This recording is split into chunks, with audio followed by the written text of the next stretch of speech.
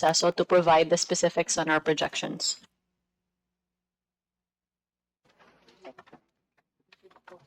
Yes, okay. Thank you very much, Madam Chair and Secretary. In terms of our tourism indicators, I think we need to also stress that if you take a look at the tourism indicators for 2024, we have already showed a very big rebound.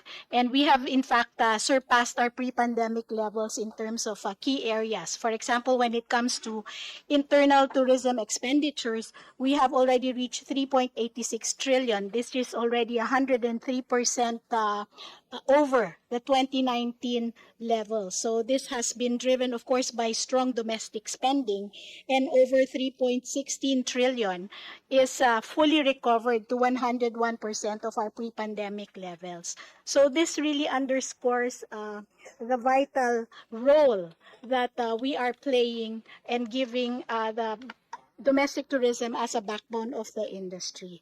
In terms of our indicative projections for 2025, in terms of tourism employment, we're looking at 6.8 million, and also for gross value added, we're looking at 2.7 trillion. So these are the figures that we have so far in terms of our targets. And you would argue that there's still room to grow in terms of our domestic tourism. Tama po ba? Domestic tourism is really showing a very high exponential growth. So we really look at domestic tourism as a major contributor to tourism development. The reason why I asked that question is because ang sinabi niyo po, Madam Secretary, is that there's zero funding for tourism roads, no? Tourism infrastructure for roads from DPWH. Personally, from Pangasinan, it takes about 6 hours to get to 100 Islands from Manila. 2.5 hours of that is just Urdaneta to Alaminos. And that's because we don't have enough road infrastructure to ease the traffic burden internally within Pangasinan. So road infrastructure, if we had more spending for it, would ease the travel burden for domestic tourism. Another point on domestic tourism, it was mentioned earlier that under the infrastructure programs of the Department of Tourism would be the tourist centers. Proudly presented earlier is we're on track to accomplish 100 tourism centers. A lot of our domestic travel is between ports here in the Philippines. So, for example, Batangas to Mindoro. Along the way, there are areas where travelers would probably want to rest. Are any of these tourism centers near our ports to help our domestic travelers?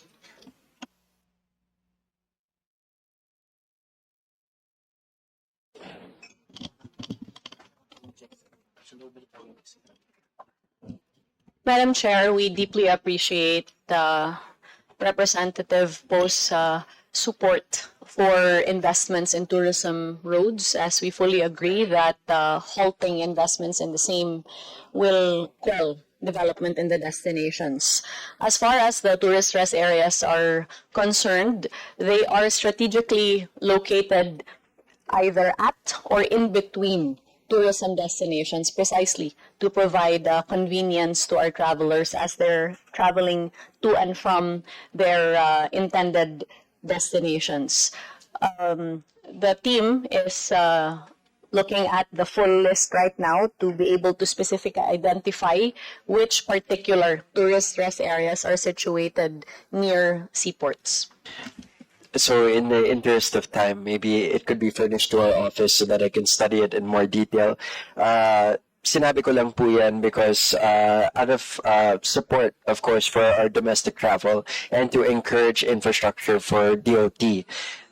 My next question is, in terms of large infrastructure projects for DOT, I remember hearing about the success of our Osaka Pavilion, which was able to attract over 800,000 visitors, no, within Japan. I also note that in the Philippines, in convention centers or events places are big drivers of domestic travel for events and conventions. Are there any similar ticket items locally, seeing as how successful we were with the Osaka Pavilion? Madam Chair, my understanding is that there is an ongoing construction of the Philippine International Expo Center that is spearheaded by our First Lady. And that is pegged to be completed, if I'm not mistaken, by 2027, which will elevate the status of the MICE competitiveness of the country. Even as government is also now in the process of rehabilitating the PICC, also led by our First Lady in preparation for the ASEAN. We're also very grateful to the private sector for continuing to invest for MICE in the Philippines. As a matter of fact, set for completion before the end of this year is a new Mactan Expo Center from the Mega World Group, and the SM Group is also building the biggest SMX in the Philippines, also in Cebu. So we welcome any new investments in tourism infrastructure as far as MICE is concerned. Madam Chair, the reason why I asked this is because economically speaking, if you take a look at, for example, Iloilo City, the Iloilo Convention Center contributed 800,000 visitors to Iloilo City in 2018 out of 1.2 million visitors to Iloilo City that year. Convention centers are a good way to promote domestic travel. And I bring this up because, for example, in Region 1, unfortunately, we don't seem to have a major convention center to drive more local traffic of professionals from all over the Philippines to our provinces for development and tourism. Kaya para sa akin, naiinayin ako na kulang tayo sa mga convention centers sa iba't ibang mga probinsya, lalong-lalo na sa probinsya namin sa Pangasinan, being a gateway province to the rest of Region 1. Unlike airports and other major infrastructure that would entail DOTR or DPWH's heavy involvement, convention centers, events places are things that I believe the DOT can invest in to help spread out domestic tourism and help attract international tourism. So if there are any projects that this representation can support in terms of more infrastructure towards tourism, this is important. And again, going back to my initial question about the GDP for 2025 in terms of our projection, I bring this up because 8.9% in 2024 is not a small amount to be neglected. Infrastructure development for the Philippines in terms of tourism will definitely help attract international tourism, but also drive more domestic tourism. Ang complaint lagi ng mga kababayan natin is the travel time between provinces. Either nahihirapan sila dahil tumataas ang terminal fee between provinces. Another complaint is the condition of our ports and airports for domestic travel, but easily addressable and something that receives zero funding from DPWH is our road infrastructure, leading to our beautiful beaches and destination locations. So if we can Madam Chair, if we can support the DOT in creating more meaningful infrastructure here in the Philippines, I believe we should do so. At sana hindi nila makalimutan ang probinsya natin sa Pangasinan. Ayun lang po. I yield the floor. Thank you, Vice Chair, Representative Brian Poe. I now recognize from the minority, Representative Nico Daza. Thank you, Madam Chair. Sa aton DOT family, former President Gloria Macapagal Arroyo, our members, our honorable members here in attendance, upay nga aga sa ating natalan. Before I start, I'd like to also congratulate the DOT family. I echo the same heartfelt congratulations as Attorney Padernos of Galing sa Puso party list. because I was fortunate to attend as well the expo in Osaka in 2025, and it was quite a beautiful sight. I was quite proud to see the indigenous materials used in the pavilion, the interactive exhibit that integrated technology, how each region was highlighted, as well as the performances. So I encourage everybody who's here in attendance and all our fellow Filipinos to, if they have the chance and the opportunity, to visit our Philippines Pavilion in Expo. So I'd like to congratulate them on that. And I'll begin now my questions. Under the leadership of Sec Frasco, I have to commend the demand-driven approach. As you mentioned, one of the biggest concerns or needs of tourists is the availability of cleanly restrooms. So one of the main projects that that the DOT has approached or has implemented is the implementation of tourism rest areas. May I ask, how do we determine where do we implement these tourism rest areas? How many do we have? And are there further plans to expand these tourism rest areas in other regions and other provinces that currently do not house these tourism rest areas?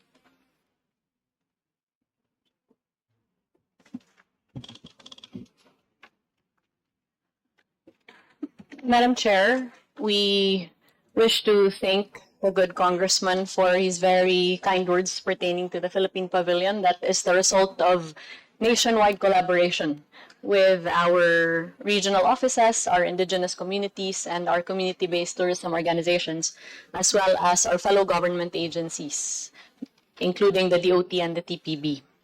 That being said, pertaining to tourist rest areas, the construction of tourist rest areas is not a random decision, but rather one that is based on a clear process that begins with a request from the local government unit or the district representative, as the case may be, which is then vetted based on the dimensions that are provided to our regional offices. And once the regional office recommends that the tourist rest area be constructed, it is then endorsed by the DOT to TIAZA. TIAZA then contacts the local government unit to provide the specific documentary requirements that must be complied with. The idea of putting up tourist rest areas finds footing, first of all, in the Philippine Constitution, which requires government to provide facilities that will secure the safety, comfort, as well as the well-being of our fellow Filipinos, and on the side of tourism, of course, including international visitors as well. It has been our mandate to ensure that the tourist experience in the country is not only one that focuses on the destination itself, but the entire experience, including the journey to the destination. And therefore, backed by this legal mandate, as well as by a survey conducted among tourists that found that their number one concern was the lack of clean and decent restrooms.